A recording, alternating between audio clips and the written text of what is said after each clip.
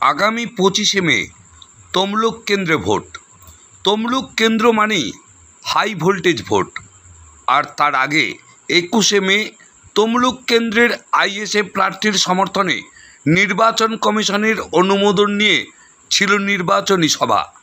বিকাল 3টে থেকে 7টা পর্যন্ত, কিন্তু দুপুরেই সেই মঞ্চ ভেঙে দেওয়া হয়। অভিযোগ আইএসএফের, অভিযোগ জানানো হয় থানায়। কি বলছেন আইএসএফ চেয়ারম্যান তথা বিধায়ক নওশাদ সিদ্দিকী আমরা শুনব। তমলুক থেকে নিজস্ব সংবাদদাতা রিপোর্ট, নিউজ 7 সকাল লাইভ।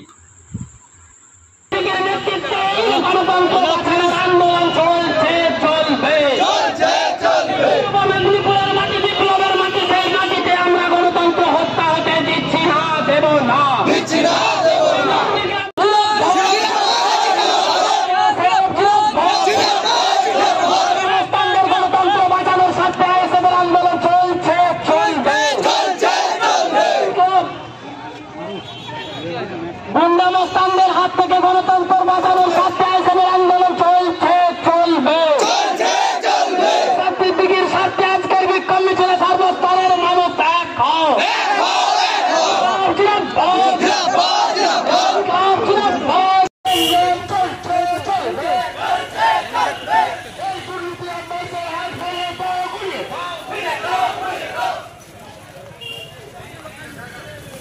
এই দুর্নীতিবাজদেরকে সরাতে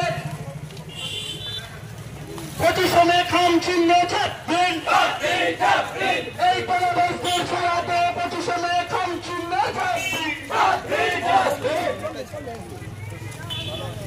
এই দুর্নীতিগ্রস্তদের বন্ধ থেকে সরাতে 25শে মে চরমবার প্রধানমন্ত্রী খাম চিহ্ন এই ভাইজানের পার্টি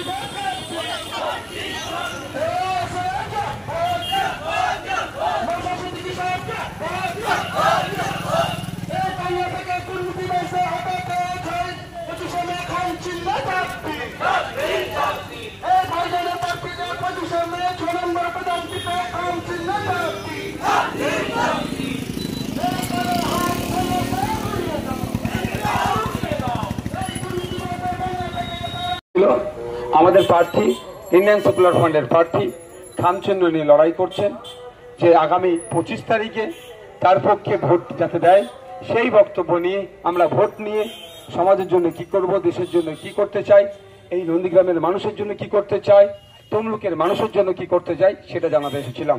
কিন্তু দুঃখের বিষয়, আমাদের সমস্ত স্তর থেকে যে সময় একটা প্রোগ্রাম করতে গেলে, জনসভা করতে গেলে যে সমস্ত পেপারস করে প্রয়োজন হয় সমস্তগুলো আমাদের কাছে ছিল।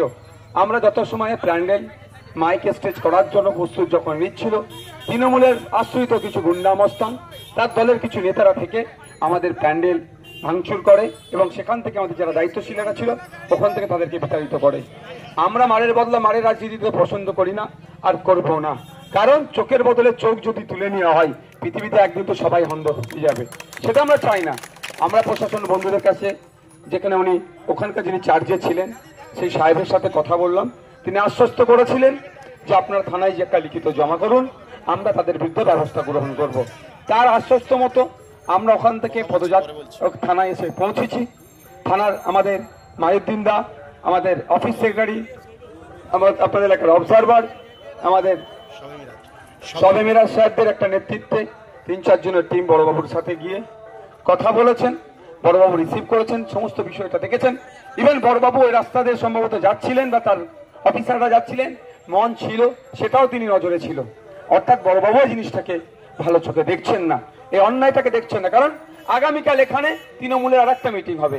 প্রত্যেকের গণতান্ত্রিক অধিকার, প্রত্যেকে প্র্যাকটিস করবে, ডেমোক্রেসিকে প্র্যাকটিস করবে যেটার মতো করে। আজকে তৃণমূলের আশ্রিত গুন্ডামস্তরা যদি মনে করে আইএসএফকে এই প্র্যাকটিস থেকে বাধা দেবে, এটা মনে রাখবেন, দেশের আইন বিভাগ ব্যবস্থার প্রতি আমাদের ভরসা আছে। যে বেটা ভাবছে ক্ষমতা আছে, দাদা দিদির হাত তাদের কাঁধে আছে, শুধু তাদের একটু বলে যেতে চাই এখান থেকে যে আপনার জ্যোতিপ্রিয় মল্লিকের হাতেও কিন্তু দাদা দিদির হাত ছিল, কাঁধে ছিল। শাহজাহান শেখেরও কাঁধে কিন্তু দাদা দিদির হাত ছিল। উত্তম শিবুদের কাঁধেও কিন্তু হাত ছিল। ওইদিকে পার্থবাবুরও কিন্তু কাঁধে হাত ছিল এবং অনুব্রত বাবুরও কিন্তু দাদা দিদির হাতটা কাঁধে ছিল, তারা কিন্তু প্রত্যেকের আজকে জেলের ভাত খাচ্ছে। তাই আইন আইন আইন বিচার ব্যবস্থা সবার জন্য সমান, কেউ আইন বিচার ব্যবস্থা ঊর্ধ্বে নয়। আজকে আমরা থানায় জমা দিয়েছি, থানা আশ্বস্ত করেছে, এফআইআর রেজিস্টার্ড করছে, এফআইআর শুরু করছে। আমি আশা করব যে কালকে আমারও এই মেদিনীপুর জেলার এই বিপ্লবের মাটিতে কালকে আমারও প্রোগ্রাম আছে, আমি কালকে আবার আসবো এই বিপ্লবের মাটিতে। যদি কালকের মধ্যে কোনো অ্যাকশন না নেয়, পরবর্তী কি করতে হয় না করতে হয় গণতান্ত্রিক প্রক্রিয়ায় আমি আমার ভালোবাসার মানুষ আইএসএফ এর কর্মী সমর্থকদের উদ্দেশ্যে তখন জানাবো। আজকের আমাদের এখানে কোনো ভাষণ দেওয়ার মিটিং নয়।